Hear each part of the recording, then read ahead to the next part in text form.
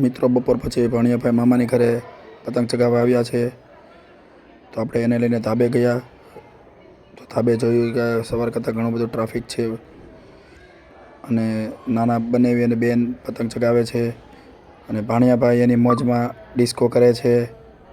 અને પછી આપણો વારો આવ્યો પતંગ ચગાવવાનો, તો આપણે પણ પાછી પતંગ ચગાવવાની શરૂઆત કરી દીધી. અને ફાઇનલી સાંજ પડતાં કાઉભાઈને પણ પતંગ ચગાવતા આવડી ગઈ છે.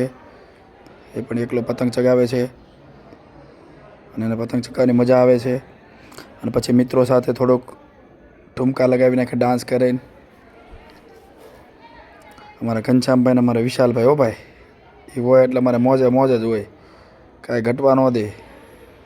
ઘટે તો જિંદગી ઘટે, બાકી કાંઈ ન ઘટે.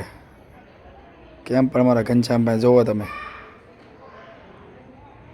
અને અમને જોઈને પછી કાવુને પણ ડિસ્કો કરવાનું મન થયું, એને પણ ચાલુ કરી દીધું. અને ત્યારબાદ થોડાક ફટાકડા લાવ્યા હતા, એને આપણે ફોડ્યા.